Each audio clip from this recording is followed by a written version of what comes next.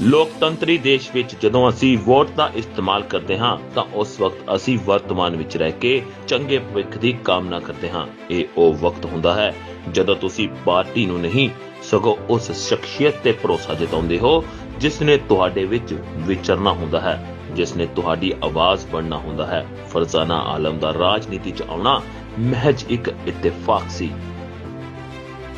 मेरा नाम फरजाना आलम है। मेरे हस्बैंड का नाम इजहार आलम था। वो आईपीएस ऑफिसर थे। डीजीपी रिटायर हुए थे 2009 में।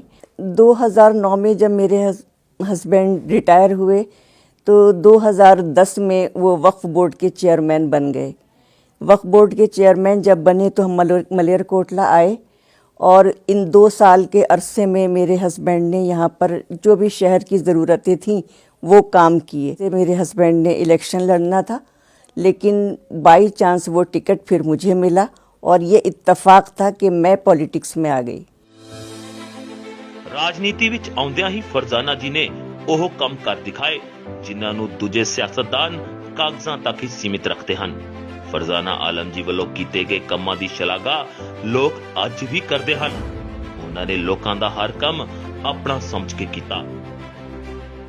पहले 5 साल जो हमने काम किए हैं उसकी रिपोर्ट कार्ड हमारे पास है। उसका सारा खुलासा हमारे पास है कि हमने कौन कौन से काम इस शहर के विकास के लिए किए हैं। ਬੀਬੀ ਫਰਜ਼ਾਨਾ ਆਲਮ ਜੀ ਵੱਲੋਂ ਹਲਕਾ ਮਲੇਰਕੋਟਲਾ ਦੀ ਤਰੱਕੀ ਲਈ ਕੀਤੇ ਗਏ ਇਤਿਹਾਸਿਕ ਕੰਮਾਂ ਚੋਂ ਸਭ ਤੋਂ ਅਹਿਮ ਹੈ ਸਿੱਖਿਆ ਲਈ ਕੀਤੇ ਕੰਮ, ਜਿਨ੍ਹਾਂ 'ਚ ਲੜਕੀਆਂ ਦੇ ਉਜਵਲ ਭਵਿੱਖ ਲਈ ਇਸਲਾਮੀਆ ਗਰਲਜ਼ ਕਾਲਜ ਸ਼ੁਰੂ ਕੀਤਾ।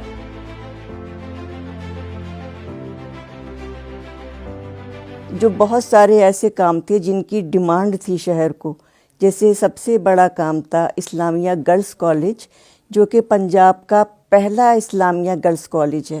ये शहर ऐसा है कि जहाँ पर बच्चियाँ पर्दा भी करती हैं तो 12th क्लास पास करने के बाद घर में ही बैठ जाती थी, आगे पढ़ाई नहीं कर पाती थी। तो उनके लिए ये बहुत बड़ी सौगात थी जो इस्लामिया गर्ल्स कॉलेज हमने शुरू किया। ਹਜ਼ਰਤ ਹਲੀਮਾ ਮੈਟਰਨਿਟੀ ਅਤੇ ਜਨਰਲ ਹਸਪਤਾਲ ਨੂੰ ਸ਼ੁਰੂ ਕਰਨਾ, ਸਰਕਾਰੀ ਹਸਪਤਾਲਾਂ ਵਿੱਚ ਜੱਚਾ ਬੱਚਾ ਵਿਭਾਗ ਦੀ ਨਵੀਂ ਇਮਾਰਤ ਲਈ ਕਰੋੜਾਂ ਰੁਪਇਆਂ ਦੀ ਰਾਸ਼ੀ ਲਿਆਂਦੀ ਗਈ। इसी तरह से एक हलीमा हॉस्पिटल जो गरीबों के लिए था, बिल्डिंग उसकी बनी हुई थी, हमने उसकी शुरुआत की और उससे जो हमारे यहाँ के गरीब लोग थे उनको बहुत फ़ायदा हुआ क्योंकि उसकी फ़ीस बहुत कम थी, ना होने के बराबर थी। लेकिन उसमें सिर्फ गरीब ही नहीं, हर धर्म के लोग, अब बड़े छोटे अमीर गरीब सभी आए। आज भी वो हॉस्पिटल चल रहा है, तो ये भी एक बड़ा काम था इस शहर के लिए। ਸਿੱਖਿਆ ਦੇ ਖੇਤਰ ਵਿੱਚ ਹੀ ਸਕੂਲੀ ਪੱਧਰ ਤੇ ਹਲਕੇ ਦੇ 3 ਸਕੂਲਾਂ ਪਿੰਡ ਦਸੌਂਦਾ ਸਿੰਘ ਵਾਲਾ, ਸ਼ੇਖਪੁਰ ਕਲਾਂ ਅਤੇ ਮਲੇਰਕੋਟਲਾ ਨੂੰ ਉੱਚ ਪੱਧਰੀ ਸਿੱਖਿਆ ਲਈ 12ਵੀਂ ਜਮਾਤ ਤੱਕ ਅਪਗ੍ਰੇਡ ਕੀਤਾ। ਸਰਕਾਰੀ ਕੰਨਿਆ ਸਕੂਲ ਦੀ ਨਵੀਂ ਇਮਾਰਤ ਲਈ ਫੰਡ ਮਨਜ਼ੂਰ ਕਰਵਾਏ ਅਤੇ +2 ਲਈ ਸਾਇੰਸ ਅਤੇ ਕਮਰਸ ਗਰੁੱਪ ਦੀ ਪੜ੍ਹਾਈ ਦਾ ਖਾਸ ਪ੍ਰਬੰਧ ਕੀਤਾ। ਪੰਜਾਬ ਉਰਦੂ ਅਕੈਡਮੀ ਨੂੰ ਕਾਰਜਸ਼ੀਲ ਕੀਤਾ ਅਤੇ ਬੀਐਡ ਕੋਰਸ ਦੀਆਂ ਕਲਾਸਾਂ ਵਿੱਚ ਉਰਦੂ ਦੀ ਪੜ੍ਹਾਈ ਸ਼ੁਰੂ ਕਰਵਾਈ। इसके अलावा यहाँ पर उर्दू अकेडमी थी, वो भी बिल्डिंग बनी हुई थी लेकिन उसमें कोई कामकाज नहीं था, हमने उसकी भी शुरुआत की। ਸਰਕਾਰੀ ਕਾਲਜ ਦੀ ਨਵੀਂ ਇਮਾਰਤ ਦੀ ਉਸਾਰੀ ਲਈ 1.5 ਕਰੋੜ ਦੀ ਰਾਸ਼ੀ ਲਿਆਂਦੀ ਗਈ। ਘੱਟ ਗਿਣਤੀ ਵਰਗ ਦੇ ਬੱਚਿਆਂ ਲਈ 2.5 ਕਰੋੜ ਰੁਪਏ ਦੇ ਵਜ਼ੀਫੇ ਵੰਡੇ ਗਏ। ਸਮਾਜ ਭਲਾਈ ਕੇਂਦਰ ਦੇ ਖੇਤਰ ਦੀ ਜੇਕਰ ਗੱਲ ਕੀਤੀ ਜਾਵੇ ਤਾਂ 22,000 ਤੋਂ ਵੱਧ ਨੀਲੇ ਕਾਰਡ ਬਣਵਾ ਕੇ ਗਰੀਬਾਂ ਲਈ ਸਸਤਾ ਅਨਾਜ ਮੁਹੱਈਆ ਕਰਵਾਇਆ ਗਿਆ। 15,000 ਨਵੀਆਂ ਪੈਨਸ਼ਨਾਂ ਲਗਵਾ ਕੇ ਗਰੀਬਾਂ ਨੂੰ ਵੱਡੀ ਰਾਹਤ ਦਿੱਤੀ। ਹਲਕੇ ਦੇ ਲੋਕਾਂ ਨੂੰ ਖੱਜਲ ਖੁਆਰੀ ਤੋਂ ਬਚਾਉਣ ਲਈ ਹਲਕੇ 'ਚ 10 ਸੇਵਾ ਕੇਂਦਰਾਂ ਦਾ ਨਿਰਮਾਣ ਕਰਵਾਇਆ। ਅੰਮ੍ਰਿਤ ਸਕੀਮ ਦੇ ਤਹਿਤ ਸ਼ਹਿਰ 'ਚ ਚੌਪੱਖੀ ਵਿਕਾਸ ਲਈ 200 ਕਰੋੜ ਦੀ ਵੱਡੀ ਰਾਸ਼ੀ ਲਿਆਂਦੀ ਗਈ। ਹਲਕਾ ਮਲੇਰਕੋਟਲਾ ਦੇ ਨੌਜਵਾਨਾਂ ਨੂੰ ਨਸ਼ਿਆਂ ਤੋਂ ਬਚਾਉਣ ਲਈ ਅਤੇ ਚੰਗੀ ਸਿਹਤ ਨੂੰ ਪ੍ਰੋਤਸਾਹਿਤ ਕਰਨ ਲਈ ਜਿਮ ਦਾ ਸਮਾਨ ਅਤੇ ਕਿੱਟਾਂ ਵੰਡੀਆਂ ਗਈਆਂ। जब हम यहाँ आए थे तो शहर की हालत बहुत ख़राब थी। कई जगह गड्ढे, सड़कें जैसी आज आप देख रहे हैं उसी तरह से थी। तो हमने वो सब कुछ ठीक कराया तो लोगों को हम पर विश्वास हो गया कि ये काम करने वाले लोग हैं और ये काम करेंगे। ਹਲਕੇ ਦਾ ਵਿਕਾਸ ਕਰਦੇ ਹੋਏ ਰਾਏਕੋਟ ਰੋਡ ਤੇ ਰੇਲਵੇ ਫਾਟਕ ਉੱਪਰ 32 ਕਰੋੜ ਦੀ ਲਾਗਤ ਨਾਲ ਪਿੰਡਾਂ ਅਤੇ ਸ਼ਹਿਰਾਂ ਦੀ ਨਿਰਵਿਘਨ ਆਵਾਜਾਈ ਲਈ ਸ਼ਾਨਦਾਰ ਪੁਲ ਦੀ ਉਸਾਰੀ ਕਰਵਾਈ। 1 ਕਰੋੜ ਦੀ ਰਾਸ਼ੀ ਨਾਲ ਮਲੇਰਕੋਟਲਾ ਬੱਸ स्टैंड ਦੀ ਨੁਹਾਰ ਬਦਲੀ। और इसी तरह से एक रायकोट फाटक पर हमने एक पुल बनाया, ओवरब्रिज, जो शहर की सबसे बड़ी ज़रूरत थी, क्योंकि गांव से भी लोग आते थे और शहर से भी जाते थे। तो जब भी ट्रेन का टाइम होता था तो काफ़ी देर यहाँ खड़े होना पड़ता था। ये भी एक शहर की ज़रूरत थी जो हमने यहाँ काम किए। ਕਿਸਾਨਾਂ ਦੀ ਬਾਂਹ ਫੜਦੇ ਹੋਏ ਬੀਬੀ ਫਰਜ਼ਾਨਾ ਆਲਮ ਜੀ ਵੱਲੋਂ ਕਿਸਾਨਾਂ ਨੂੰ ਖੇਤੀ ਦੀ ਸਹੂਲਤ ਲਈ 350 ਨਵੇਂ ਟਿਊਬਵੈੱਲ ਕਨੈਕਸ਼ਨਾਂ ਦੀ ਵੰਡ ਕੀਤੀ। ਪੇਂਡੂ ਖੇਤਰ ਦੇ ਕਿਸਾਨਾਂ ਦੀ ਸਹੂਲਤ ਲਈ ਮਾਰਕੀਟ ਕਮੇਟੀ ਸੰਦੋੜ ਦਾ ਗਠਨ ਕੀਤਾ।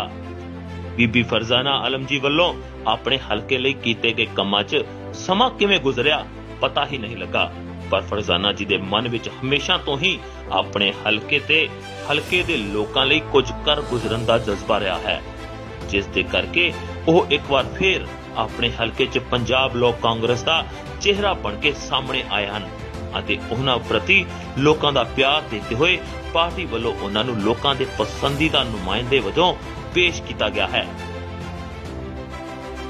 ਕੀ ਕਹਿਣਾ ਹੈ ਲੋਕਾਂ ਦਾ ਆਪਣੇ ਇਸ ਪਸੰਦੀਦਾ ਨੁਮਾਇੰਦੇ ਬਾਰੇ, ਆਓ ਸੁਣਦੇ ਹਾਂ। ਬੀਬੀ ਫਰਜ਼ਾਨਾ ਆਲਮ ਬਹੁਤ ਹੀ ਮਿੱਠ ਬੋਲੜੇ ਸੁਭਾਅ ਦੇ, ਸਭ ਨੂੰ ਪਿਆਰ ਕਰਨ ਵਾਲੇ, ਸਾਰਿਆਂ ਨੂੰ ਨਾਲ ਲੈ ਕੇ ਚੱਲਣ ਵਾਲੇ, ਇਸ ਤਰ੍ਹਾਂ ਦੇ ਨੇਚਰ ਦੇ ਹੈਗੇ ਨੇ। ਕਿਉਂਕਿ ਆਲਮ ਸਾਹਿਬ ਜਦੋਂ 2010 ਦੇ ਵਿੱਚ ਆਏ, ਉਸ ਵਕਤ ਵੀ ਇਹਨਾਂ ਦਾ ਇੱਥੇ ਕੋਈ ਨਹੀਂ ਸੀਗਾ, ਦੋਏ ਮੀਆਂ ਬੀਬੀ ਮਲੇਰਕੋਟਲੇ 'ਚ ਆਏ ਸੀ ਅਤੇ ਇਹਨਾਂ ਨੇ ਸਾਰੇ ਮਲੇਰਕੋਟਲੇ ਨੂੰ ਆਪਣਾ ਪਰਿਵਾਰ ਬਣਾ ਲਿਆ। ਜਿੱਥੇ ਜਿਹੜੇ ਵੀ ਬੰਦਾ ਇਹਨਾਂ ਨਾਲ ਜੁੜਿਆ 2010 ਤੋਂ ਲੈ ਕੇ ਅਤੇ ਅੱਜ ਤੱਕ ਉਹ ਇਹਨਾਂ ਦਾ ਕਾਇਲ ਹੈ। ਐਕਟੀਵਿਟੀਜ਼ ਹੋਣ ਦੇ ਨਾਤੇ ਅਸੀਂ ਪਹਿਲਾਂ 5 ਸਾਲ ਮੈਡਮ ਜੀ ਦਾ ਐਮਐਲਏਸ਼ਿਪ ਦੇਖੀ ਹੈ, ਜਿਹਦੇ ਵਿੱਚ ਕਿ ਅਸੀਂ ਜਦ ਵੀ ਇਹਨਾਂ ਕੋਲ ਗਏ ਹਾਂ ਅਸੀਂ ਸਾਨੂੰ ਪੂਰਾ ਮਾਨ ਸਨਮਾਨ, ਪੂਰੀ ਇੱਜ਼ਤ ਮਿਲੀ ਹੈ। ਇਸ ਕਰਕੇ ਉਸ ਤੋਂ ਬਾਅਦ ਦੇ 5 ਸਾਲ ਵੀ ਦੇਖੇ ਹੈ, ਜਿਹੜਾ ਬੰਦਾ ਉੱਧਰ ਜਾਂਦਾ ਹੈ ਉਹਦੇ ਜੁੱਤੀਆਂ ਪੈਂਦੀਆਂ ਨੇ ਔਰ ਫਿਰ ਉਹ ਆਪਣੀ ਬੇਇੱਜ਼ਤੀ ਕਰਾ ਕੇ ਫਿਰ ਉੱਥੇ ਰਹਿੰਦੇ ਨੇ। ਸਾਨੂੰ ਜੋ ਮਾਨ ਸਨਮਾਨ ਮਿਲਿਆ ਅਸੀਂ ਇਹਨਾਂ ਦੇ ਰਿਣੀ ਹਾਂ ਔਰ ਅਸੀਂ ਇੱਕ ਵੋਟ ਇਹਨਾਂ ਨੂੰ ਪਾ ਕੇ ਇਹਨਾਂ ਦਾ ਰਿਣ ਉਤਾਰਾਂ। नवाब साहब इसे बाज़ार ਦੇ ਵਿੱਚ ਵੋਟਾਂ ਮੰਗਣ ਆਏ थे और लोगों ने इसे बाज़ार ने ਇਹ ਗੱਲ ਕਹੀ ਸੀ ਕਿ ਤੁਹਾਨੂੰ ਆਉਣ ਦੀ ਜ਼ਰੂਰਤ ਨਹੀਂ, ਵੋਟਾਂ ਘਰ ਪਰ ਪਾਵਾਂਗੇ।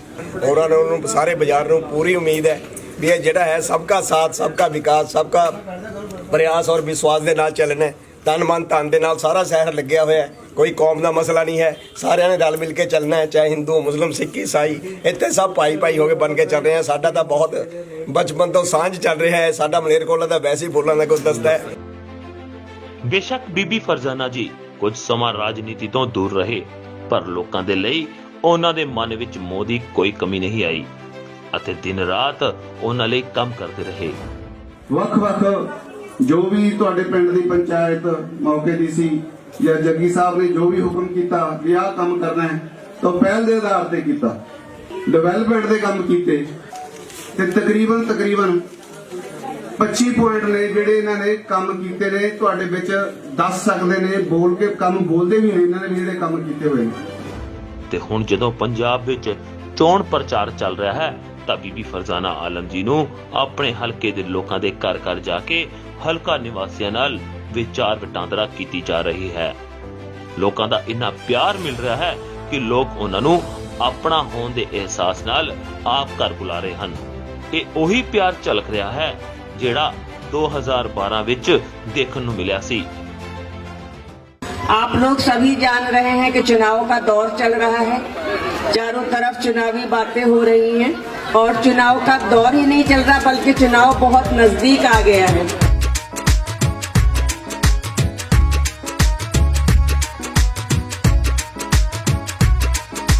भुल जो चेता हाथी तकड़ी तीर कमाना दा, भुल जो चेता हाथी तकड़ी तीर कमाना दा, हक साडियां वोटां ते बीबी फरजाना दा, हक साडियां वोटां ते बीबी फरजाना दा, हाँ हक साडियां वोटां ते बीबी फरजाना दा।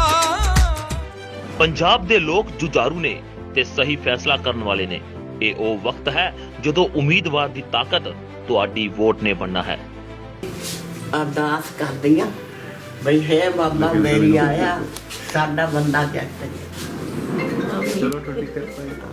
ਅਰਦਾਸ ਕਰਦੇ ਹਾਂ ਬਾਬੇ ਮੋਰੇ। ਅਰੇ ਕੱਲੀ ਵੋਟ ਤੁਹਾਨੂੰ ਪਊਗੀ, ਇਸ ਕਰਕੇ ਮੈਂ ਜ਼ਿਆਦਾ ਦਾ ਨਹੀਂ ਕੁਝ ਕਹਿ ਰਿਹਾ। ਇਹਦਾ ਧੰਨਵਾਦ ਕਰਦਾ। ਬਾਕੀ ਜਿਹੜੇ ਸਾਡੇ ਨਾਲ ਕੀਤੇ ਵਾਅਦੇ ਨੇ ਇਹ ਮੈਡਮ ਪਹਿਲਾਂ ਵੀ ਸਾਡੇ ਨਾਲ ਪੂਰੇ ਉਤਰੇ ਨੇ ਔਰ ਅੱਗੇ ਵੀ ਪੂਰੇ ਉਤਰਨਗੇ। ਪੰਜਾਬ ਦੀ ਤਰੱਕੀ ਦੀ ਗੱਲ ਕੀਤੀ ਹੈ, ਜੇ ਵੀਰੋ ਮਾਲੇਰਕੋਟਲਾ ਦੀ ਤਰੱਕੀ ਦੀ ਗੱਲ ਕੀਤੀ ਹੈ ਤਾਂ ਮੈਂ ਦਾਅਵੇ ਨਾਲ ਕਹਿ ਸਕਦਾ ਕਿ ਭੈਣ ਫਰਜ਼ਾਨਾ ਨੂੰ ਸਭ ਤੋਂ ਵੱਡਾ ਚਿਹਰਾ ਹੈ। ਅੱਜ ਇਸ ਭੈਣ ਨੂੰ ਸਾਡੀ ਜ਼ਰੂਰਤ ਹੈ। ਅੱਜ ਉਹ ਵਕਤ ਯਾਦ 2012 ਵਾਲਾ ਤੁਸੀਂ ਯਾਦ ਕਰਕੇ 2022 ਆ ਗਈ। ਹੁਣ भी सानू कामयाब करो। वो सेवा काल था मेरा 2012 से 2017 तक। उसमें जो काम किए हैं वो भी हाकिम जी ने बहुत अच्छी तरह से विस्तार से बताए हैं। और आगे सरकार की जो सरकार बनेगी हमारी गठबंधन की इंशाअल्लाह, उसकी जो भी योजनाएं हैं, जो भी एजेंडे हैं, उस पर भी रोशनी डाली है। तो आप सब लोगों को जानू हो ही गए हैं हर बात से। मेरी आपसे गुजारिश ये है कि समय बहुत कम रह गया है इलेक्शन का, 2-4 दिन के बाद ही इलेक्शन है। और आप लोगों ने जो फैसला करना है, अव्वल तो आपने मन बना ही लिया है कि आपने वोट किसको करना है। तो मेरी गुजारिश ये है कि ये फैसला बहुत अहम होता है। किसी के कहने में आकर या वरगलाने से आप अपना वोट ज़ाया नहीं करना। बहुत कीमती वोट है ये आपका। ये अधिकार संविधान ने आपको दिया है वोट डालने का। मेरी तो गुजारिश ये है कि आपने मेरा समय देखा है 5 साल का, देखा भी है, मुझे परखा भी है। मेरे घर भी गए होंगे तो इज्जत मान ही आपको मिला होगा जो भी गए हो। तो मेरी अपील है कि आप 20 तारीख को हॉकी और बॉल के चुनाव निशान पर बटन दबाइए, मुझे कामयाब कीजिए।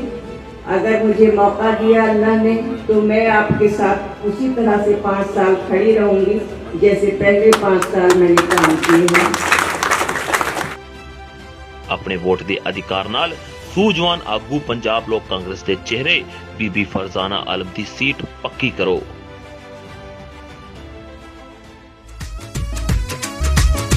सुनो भरावो वेला है फिर आया वोटां दा, सब ने अपना अपना होका लाया वोटां दा। सुनो भरावो वेला है फिर आया वोटां दा, ओए सब ने अपना अपना होका लाया वोटां दा। फर्ज मोड़ना आपां ने पहले एहसानां दा, हक साडियां वोटां ते बीबी फरजाना दा, हक साडियां वोटां ते बीबी फरजाना दा। हाँ हक साडियां वोटां ते बीबी फरजाना दा।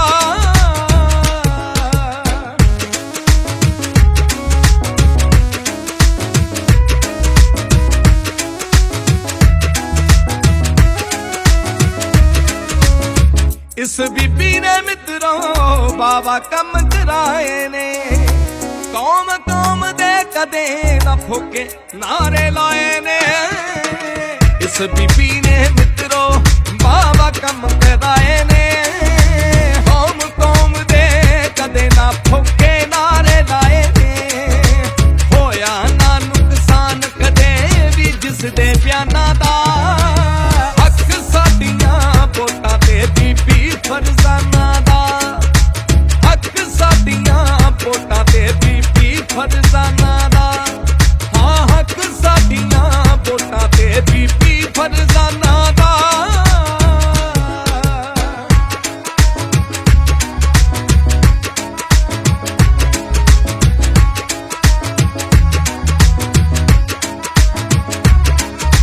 शहर मेरे तो दहशत वाला रोग मुकाया सी, आलम दे परिवार ने सानू सीने लाया सी।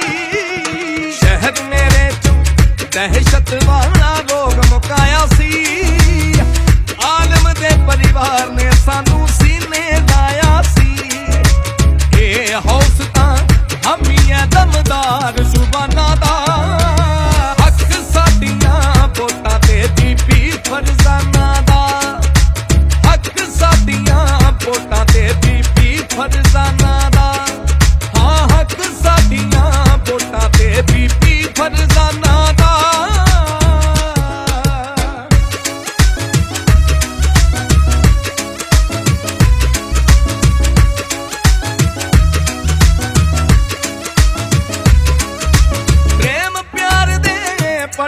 ਸਾਰੇ ਅੱਖਰ ਢਾਈ ਨੇ ਹਿੰਦੂ ਮੁਸਲਮ ਸਿੱਖ ਈਸਾਈ